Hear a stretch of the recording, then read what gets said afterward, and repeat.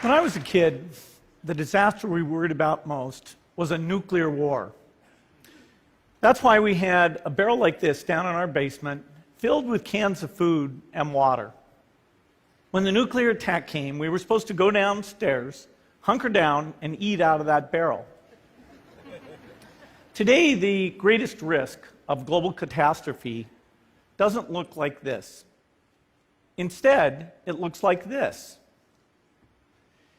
If anything kills over 10 million people in the next few decades, it's most likely to be a highly infectious virus rather than a war. Not missiles, but microbes. Now, part of the reason for this is that we have invested a huge amount in nuclear deterrence, but we've actually invested very little in a system to stop an epidemic. We're not ready for the next epidemic. Let's look at Ebola. I'm sure all of you read about it in the newspaper. Lots of tough challenges. I followed it carefully through the case analysis tools we use to track polio eradication. And as you look at what went on, the problem wasn't that there was a system that didn't work well enough. The problem was that we didn't have a system at all. In fact, there are some pretty obvious key missing pieces. We didn't have a group of epidemiologists ready to go who would have gone, seen what the disease was, see how far it had spread. The case reports came in on paper. It was very delayed before they were put online, and they were extremely inaccurate. We didn't have a medical team ready to go. We didn't have a way of preparing people. Now, Médecins Sans Frontières did a great job orchestrating volunteers, but even so, we were far slower than we should have been getting the thousands of workers into these countries. And a large epidemic would require us to have hundreds of thousands of workers. There was no one there to look at treatment approaches, no one to look at the diagnostics, no one to figure out what tools should be used. As an example, we could have taken the blood of survivors, processed it, and put that plasma back in people to protect them. But that was never tried. So there was a lot that was missing, and these things are really a global failure. The WHO is funded to monitor epidemics, but not to do these things I talked about. Now in the movies, it's quite different. There's a group of handsome epidemiologists ready to go. They move in, they save the day, but that's just pure Hollywood. The failure to prepare could allow the next epidemic to be dramatically more devastating than Ebola. Let's look at the progression of Ebola over this year. About 10,000 people died, and nearly all were in the 3 West African countries. There's 3 reasons why it didn't spread more.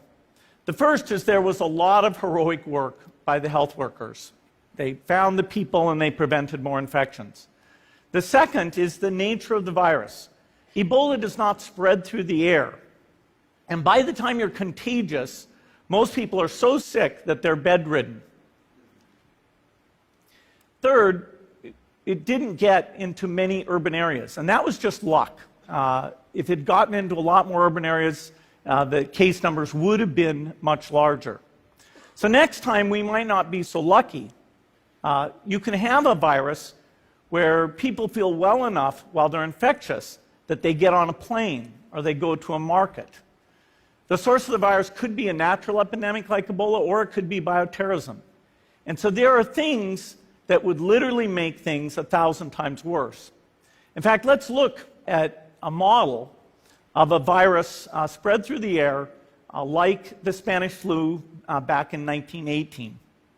So here's what would happen. It would spread throughout the world very, very quickly.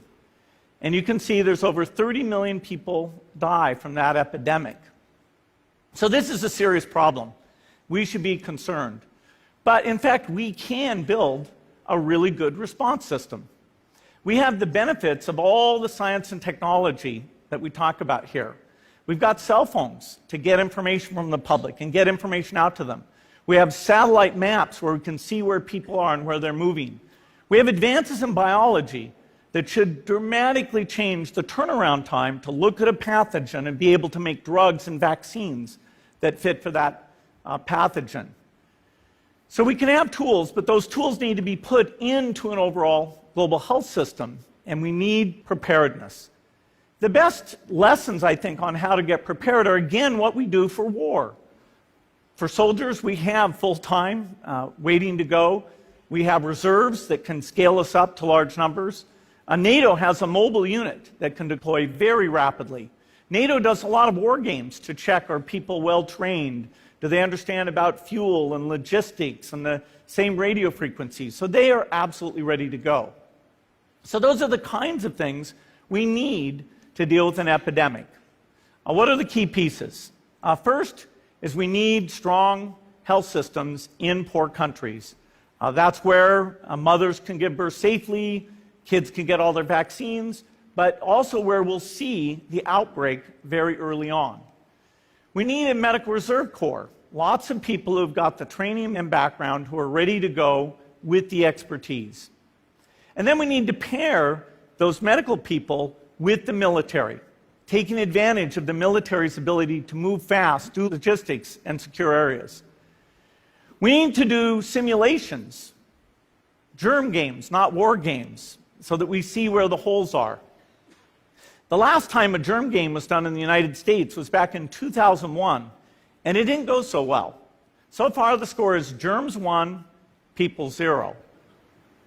Finally, we need lots of advanced R&D in areas of vaccines and diagnostics. There are some big breakthroughs, like adeno-associated virus, that could work very, very quickly. Now, I don't have an exact budget for what this would cost, but I'm quite sure it's very modest compared to the potential harm. The World Bank estimates that if we have a worldwide flu epidemic, global wealth will go down by over $3 trillion, and we'd have millions and millions of deaths. These investments offer significant benefits beyond just being ready for the epidemic. The primary health care, the R&D, those things would reduce global health equity and make the world more just as well as more safe. So I think this should absolutely be a priority. There's no need to panic. We don't have to hoard cans of spaghetti or go down into the basement. But we need to get going because time is not on our side. In fact, if there's one positive thing that can come out of the Ebola epidemic, it's that it can serve as an early warning, a wake-up call to get ready. If we start now, we can be ready for the next epidemic. Thank you.